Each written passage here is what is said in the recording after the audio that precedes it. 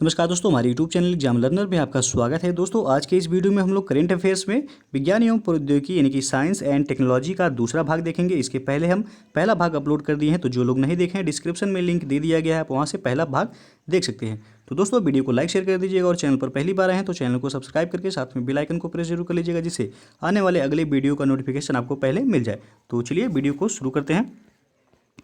तो पहले पार्ट में हम लोग जो है 20 क्वेश्चन को हल किए थे, उसे आगे आज हम लोग देखेंगे। तो प्रश्न है आपका कि निम्नलिखित कथनों पर विचार कीजिए। पहला है मलेरिया प्लाज्मोडियम परजीवियों के कारण होने वाला चमगादड़ जनित रोग है। दूसरा है वर्ष 2020 के लिए विश्व मलेरिया दिवस की theme vaccine work for all है। तो उपयुक्त कथनों में से कौन सा सही नहीं है, यह बताना है आपको। तो इसका सही जो आंसर हो जाएगा आपका ऑप्शन सी से जाएगा। 1 और 2 दोनों ही कथन जो है आपका सही नहीं है। पहला जो है दिया गया है कि मलेरिया प्लाज्मोडियम परजीवियों के कारण होने वाला चमगादड़ जनित रोग है, तो ये आपका जो है गलत हो जाएगा। तो मलेरिया प्लाज्मोडियम परजीवियों के कारण होने वाला मच्छर जनित रोग है, ना कि चमगादड़ जनित रोग, इसलिए ये गलत हो जाएगा आपका। दूसरा जो दिया गया कि वर्ष 2020 के लिए विश्व मलेरिया दिवस की थीम जो है वह वैक्सीन वर्क फॉर ऑल है, तो यह भी गलत है। वर्ष 2020 के लिए विश्व मलेरिया दिवस की थीम जो है वह zero malaria starts with me रखा गया है, तो ये है जो है दूसरा आपका गलत हो जाएगा। सी ऑप्शन से हो जाएगा। यहाँ 1 और 2 दोनों ही जो है कथन गलत हैं। अगला प्रश्न है एशियन 2010 KD के संदर्भ में निम्नलिखित विकल्पों पर विचार कीजिए। तो इसका सही आंसर हो जाएगा आपका ऑप्शन बी, एक तीव्र विस्फोटक सुपरनोवा।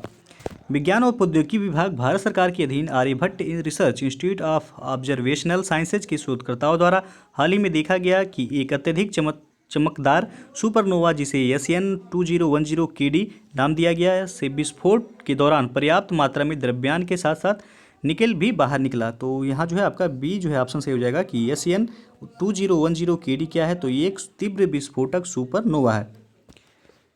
अगला क्वेश्चन आपका क्लासिकल स्वाइन बुखार के संदर्भ में निम्नलिखित कथनों पर विचार कीजिए। पहला दिया गया है कि क्लासिकल स्वाइन बुखार को नियंत्रित करने हेतु लेपिनाइज्ड वैक्सीन का उपयोग किया जाता है। दूसरा है क्लासिकल स्वाइन बुखार को हाग हैजा के नाम से भी जाना जाता है। तीसरा है क्लासिकल स्वाइन बुखार चूहों के लिए जानलेवा साबित होता है। तो उपयुक्त कथनों में से कौन सा सही है, यह बताना है। तो इसका सही जो आंसर हो जाएगा आपका ऑप्शन ए से हो जाएगा। 1 और 2, यानी कि भारत में जो है वह क्लासिकल स्वाइन बुखार को नियंत्रित करने के लिए वर्ष 1964 से यूके आधारित एक लेपिनाइज्ड वैक्सीन का उपयोग किया जा रहा है। तो यह जो है आपका पहला सही हो जाएगा। क्लासिकल स्वाइन बुखार को हाग हैजा के नाम से भी जाना जाता है, तो दूसरा भी आपका कथन सही हो जाएगा। तीसरा जो दिया गया कि क्लासिकल स्वाइन बुखार चूहों के लिए जानलेवा साबित होता है, तो क्लासिकल स्वाइन बुखार वह सुअरों के लिए जानलेवा साबित होता है, तो इसलिए यह तीसरा गलत हो जाएगा। तो ये ऑप्शन आपका सही होगा। 1 और 2 दोनों सही है। अगला प्रश्न है हर्ड इम्यूनिटी के संदर्भ में निम्नलिखित कथनों पर विचार कीजिए। पहला है कि किसी समुदाय विशेष की रोग प्रतिरोधक क्षमता को हर्ड इम्यूनिटी के नाम से जाना जाता है। दूसरा है पोलियो की हर्ड इम्यूनिटी थ्रेशहोल्ड 80 to 85% है। तो उपयुक्त कथनों में से कौन सा सही है, यह बताना है। तो इसका सही आंसर हो जाएगा ऑप्शन बी, केवल 2, यानी कि जो है हर्ड इम्यूनिटी की आशय जो है किसी समाज या समूह के कुछ प्रतिशत लोगों में रोग प्रतिरोधक क्षमता के विकास के माध्यम से किसी संक्रामक रोग के प्रसार को रोकने से है। अतः जो है आपका पहला कथन जो है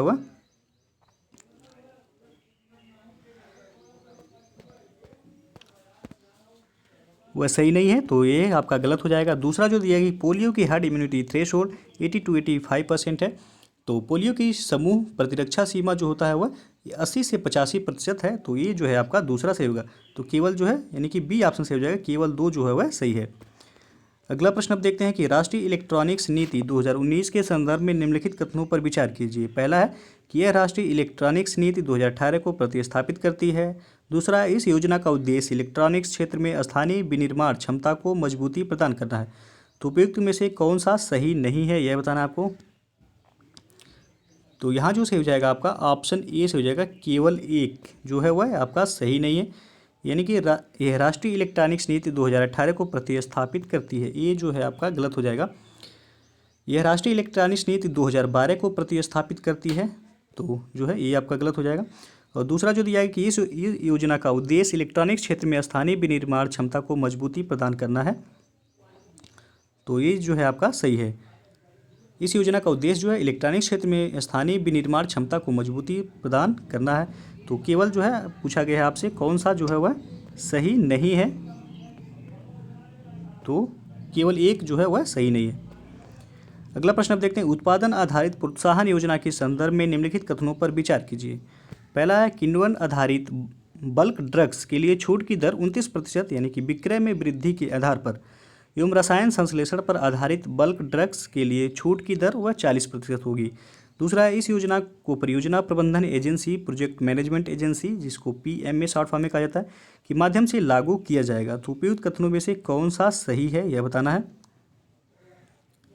तो इसका सही आंसर हो जाएगा ऑप्शन बी जो है, केवल 2 जो है वह आपका सही है कि इस योजना को परियोजना प्रबंधन एजेंसी यानी कि PMA के माध्यम से लागू किया जाएगा। तो दूसरा आपका जो है केवल सही है।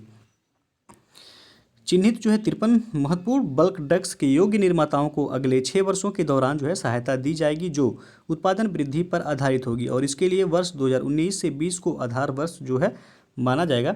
और 53 चिन्हित बल्क ड्रग्स में से 26 किण्वन आधारित जो है वह बल्क ड्रग्स हैं और 27 रसायन संश्लेषण पर आधारित जो है बल्क ड्रग्स हैं।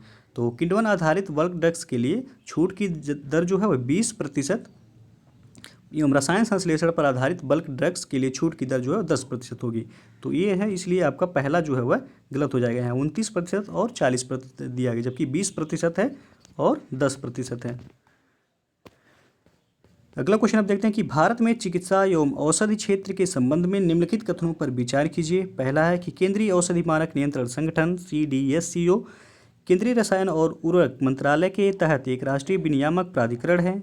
और दूसरा है, अनिवार्य औषधियों की राष्ट्रीय सूची स्वास्थ्य एवं परिवार कल्याण मंत्रालय द्वारा तैयार की जाती है। तो उपयुक्त कथनों में से कौन सा सही नहीं है यह बताना है।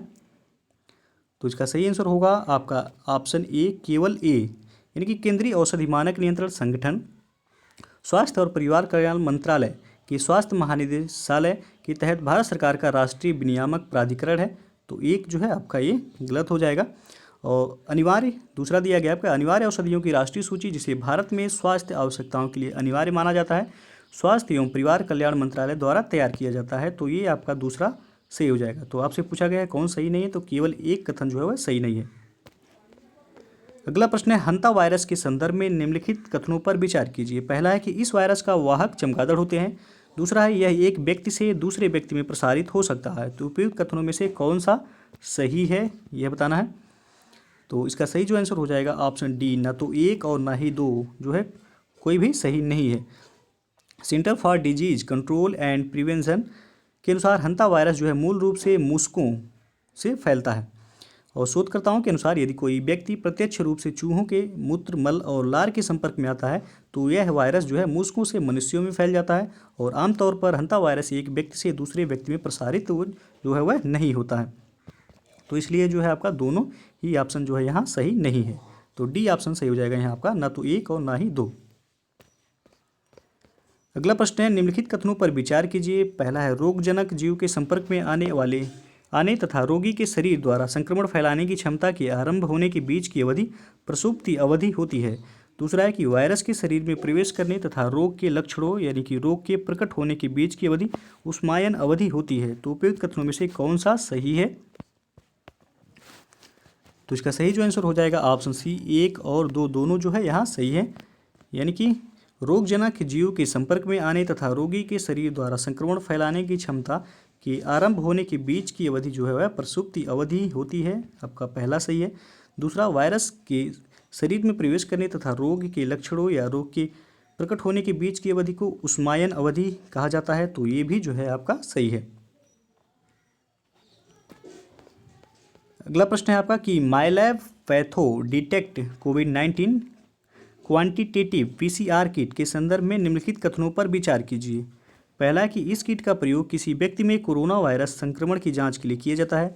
दूसरा है, इस किट में कोरोना वायरस संक्रमण की जांच के लिए ट्रांसक्रिप्शन पॉलीमरेज चेन रिएक्शन तकनीकी का प्रयोग किया जाता है। और तीसरा है कि इस किट के निर्माण के लिए US food and drug administration ने अपनी अनुमति प्रदान की है। तो उपयुक्त कथनों में से कौन सा सही नहीं है यह बताना है आपको।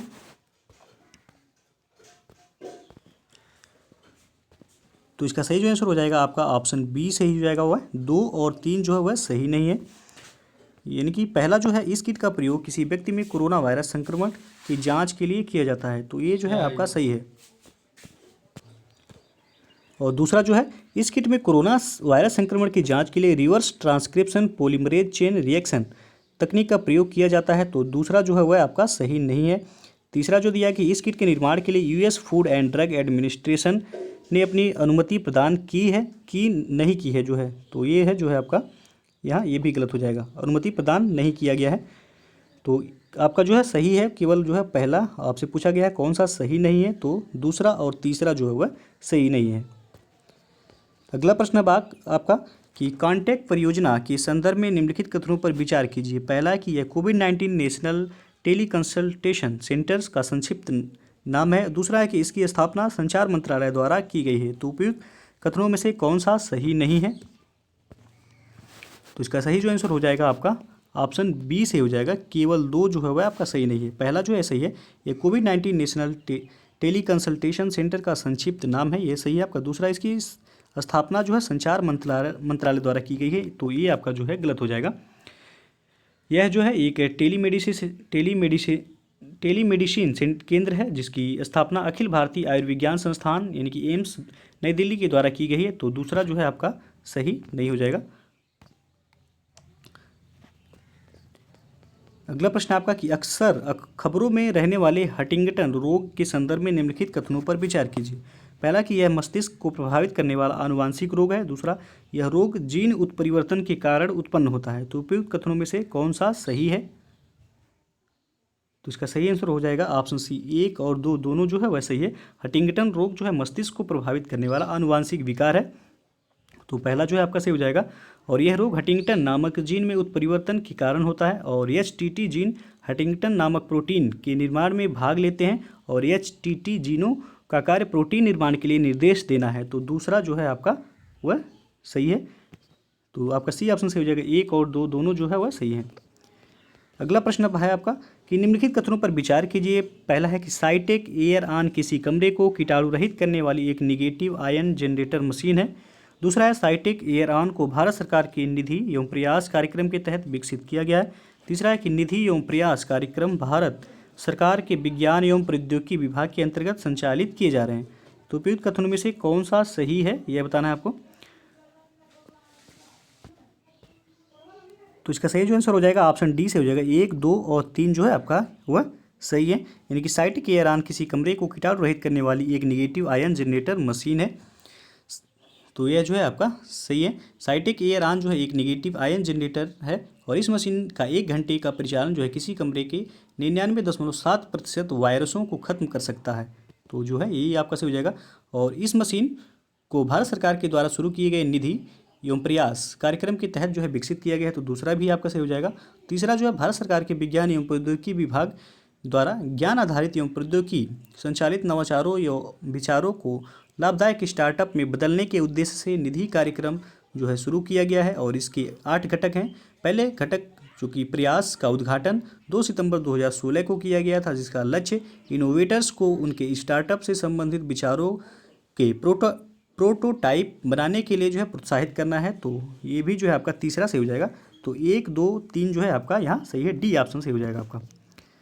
अगला प्रश्न है दुर्लभ रोगों के संदर्भ में निम्नलिखित कथनों पर विचार कीजिए। पहला है कि भारत की दुर्लभ रोगों हेतु राष्ट्रीय नीति 2020 में दुर्लभ रोगों को परिभाषित किया गया है। दूसरा है कि भारत में प्रत्येक 5 में से 1 व्यक्ति दुर्लभ रोग से ग्रस्त है। तो उपयुक्त में से कथनों में से कौन सा सही है यह बताना है। तो इसका सही आंसर होगा ऑप्शन डी, ना तो 1 और ना ही 2। यानी कि दुर्लभ बीमारियों की कोई सार्वभौमिक रूप से स्वीकृत परिभाषा नहीं है तथा अलग अलग देशों में इसकी अलग अलग परिभाषाएं हैं, तो पहला जो है आपका वह गलत हो जाएगा। और भारत की दुर्लभ रोगों हेतु राष्ट्रीय नीति 2020 के अनुसार दुर्लभ बीमारियों में आनुवांशिक रोग, दुर्लभ कैंसर, उष्णकटिबंधीय संक्रामक रोग और अपक्षयी रोग जो है शामिल हैं। तो इसमें जो है आपका नीति के तहत जो है दुर्लभ बीमारियों की 3 जो है श्रेणियां हैं। एक बार के उपचार के लिए उत्तरदायी रोग जिसको उपचारात्मक कहा जाता है, और ऐसे रोग जिनमें लंबे समय तक उपचार की आवश्यकता होती है लेकिन लागत जो है वह कम होती है, और ऐसे रोग जिन्हें उच्च लागत के साथ दीर्घकालिक उपचार की आवश्यकता होती है। और पहली श्रेणी के कुछ रोगों में ऑस्टियोपेट्रोसिस और प्रतिरक्षा की कमी के विकार जो है शामिल हैं। तो अनुमानों के अनुसार जो है भारत में 56 से 72 मिलियन लोग जो है दुर्लभ बीमारियों से प्रभावित हैं। तो दूसरा भी जो है आपका कथन जो है वह गलत हो जाएगा।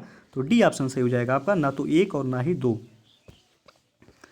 अगला प्रश्न है आपका, करुणा कोविड-19 से संबंधित एक पहल है जिसकी शुरुआत, तो इसका सही आंसर होगा ऑप्शन बी, भारतीय सिविल सेवकों के द्वारा की गई है। करुणा पहल आईएएस, आईपीएस और आईआरएस सहित भारत की विभिन्न सिविल सेवाओं के अधिकारियों ने कोरोना वायरस यानी कि कोविड-19 महामारी के विरुद्ध सरकारी प्रयासों को अपना समर्थन देने के लिए करुणा नाम से एक विशेष पहल का शुभारंभ किया है। और इस पहल का शुभारंभ भारतीय प्रशासनिक सेवा यानी कि आईएएस और भारतीय पुलिस सेवा आईपीएस समेत केंद्रीय सिविल सेवा के अधिकारी संघ द्वारा किया गया है। तो बी ऑप्शन आपका यहाँ सही हो जाएगा। अगला प्रश्न है कि हाल ही में समाचारों में रहे साइटोकिन स्टॉर्म का संबंध किससे है? तो इसका सही आंसर होगा ऑप्शन सी, यह कोविड-19 जैसी संक्रामक बीमारियों से ग्रस्त रोगी का एक लक्षण है। साइटोकिन स्टॉर्म कोविड-19 जैसी संक्रामक वाली बीमारियों से ग्रस्त रोगी का एक लक्षण है जिसमें प्रतिरक्षी कोशिकाओं एवं उनके सक्रिय यौगिकों यानी कि साइटोकिन्स का अति उत्पादन होता है, जो फ्लू संक्रमण के दौरान अक्सर फेफड़ों में सक्रिय प्रतिरक्षी कोशिकाओं के बढ़ने से संबंधित होता है। तो आपका यहाँ सी ऑप्शन सही हो जाएगा कि यह कोविड-19 जैसी संक्रामक बीमारियों से ग्रस्त रोगी का एक लक्षण है साइटोकिन स्टॉर्म। अगला प्रश्न है, निम्नलिखित कथनों पर विचार कीजिए। पहला है कि हाइड्रोक्सीक्लोरोक्विन एक मलेरिया रोधी दवा है, और दूसरा क्लोरोक्विन एक यौगिक डेरिवेटिव है जिसे क्लोरोक्विन से कम विषाक्त माना जाता है। तो उपयुक्त कथनों में से कौन सा सही है यह बताना है। तो इसका सही आंसर हो जाएगा ऑप्शन सी, 1 और 2 दोनों जो है वह सही है। हाइड्रोक्सी क्लोरोक्विन एक मलेरिया रोधी दवा है। यह क्लोरोक्विन का एक यौगिक यानी कि डेरिवेटिव है जिसे क्लोरोक्विन से कम विषाक्त यानी कि टॉक्सिक माना जाता है। तो आपका यहाँ सी ऑप्शन सही हो जाएगा, 1 और 2 जो है दोनों सही है। अगला प्रश्न है आपका कि भारत कोविड-19 आपातकालीन प्रतिक्रिया तथा स्वास्थ्य प्रणाली की तैयारी पैकेज नामक प्रोजेक्ट के संदर्भ में निम्नलिखित कथनों पर विचार कीजिए। पहला है कि प्रोजेक्ट के तहत केंद्र सरकार ने राज्यों को आवश्यक महामारी प्रबंधन के लिए 15,000 करोड़ की मंजूरी दी है। दूसरा है कि प्रोजेक्ट को मिशन मोड दृष्टिकोण के तहत 4 चरणों में लागू किया जाएगा। तीसरा है कि यह प्रोजेक्ट केंद्र तथा राज्य सरकारों द्वारा क्रमशः 75 और 25 के अनुपात में वित्त पोषित है। तो उपयुक्त कथनों में से कौन सा जो है सही नहीं है? तो इसका सही जो आंसर हो जाएगा आपका ऑप्शन बी, यानी कि 2 और 3 जो है वह आपका सही नहीं है। हाल ही में केंद्र सरकार ने जो है कोविड-19 आपातकालीन प्रतिक्रिया तथा स्वास्थ्य प्रणाली की तैयारी पैकेज यानी कि कोविड-19 emergency response and health system preparedness package नामक जो है प्रोजेक्ट के तहत राज्यों के लिए 15,000 करोड़ की मंजूरी दी है। तो ये जो है आपका पहला कथन सही हो जाएगा। और प्रोजेक्ट को मिशन मोड दृष्टिकोण 3 चरणों में लागू किया जाएगा। प्रथम चरण जो कि जनवरी 2020 से जून 2020 तक, द्वितीय चरण जुलाई 2020 से मार्च 2021 तक, तृतीय चरण जो है वह अप्रैल 2021 से मार्च 2024 तक। अतः जो है दूसरा आपका कथन जो है वह आपका गलत हो जाएगा। यहाँ 4 चरण दिया गया है जबकि यह 3 चरणों में सही होगा। और तीसरा है यह प्रोजेक्ट केंद्र तथा राज्य सरकार द्वारा 75-25 के अनुपात में वित्त पोषित है। तो यह जो है 100% केंद्र पोषित प्रोजेक्ट है। तो तीसरा भी जो है आपका गलत हो जाएगा। तो आपसे पूछा गया है कौन सा जो है वह सही नहीं है। तो दूसरा और तीसरा कथन सही नहीं है, यानी कि विकल्प बी जो है वह आपका सही हो जाएगा। अगला प्रश्न है आपका, डिजिटल स्टेथोस्कोप निम्नलिखित में से किस संस्था द्वारा विकसित किया गया है? तो इसका सही आंसर होगा ऑप्शन बी, भारतीय प्रौद्योगिकी संस्थान बॉम्बे यानी कि आईआईटी बॉम्बे द्वारा।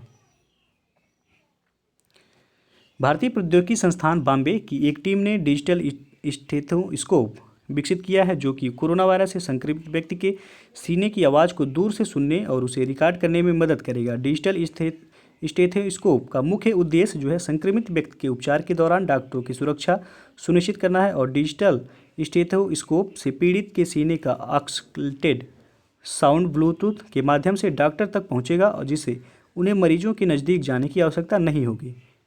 तो जो है आपका बी ऑप्शन सही हो जाएगा कि डिजिटल स्टेथोस्कोप निम्नलिखित में से किस संस्था द्वारा विकसित किया गया है? तो भारतीय प्रौद्योगिकी संस्थान बॉम्बे द्वारा। अगला प्रश्न है, निम्नलिखित कथनों में से कौन सा ऑपरेशन लाइफलाइन उड़ान की सही व्याख्या करता है? तो इसका सही आंसर होगा ऑप्शन बी, दूरस्थ स्थानों पर आवश्यक वस्तुओं की आपूर्ति सुनिश्चित करने के लिए भारत सरकार का ऑपरेशन। कोविड-19 के कारण हुए राष्ट्रव्यापी लॉकडाउन के मद्देनज़र जो है सबसे दूरस्थ स्थानों पर भी आवश्यक वस्तुओं की आपूर्ति सुनिश्चित करने के लिए भारत सरकार के नागर विमानन मंत्रालय ने ऑपरेशन लाइफलाइन उड़ान जो है लॉन्च किया है। तो बी ऑप्शन जो है आपका यहाँ सही हो जाएगा।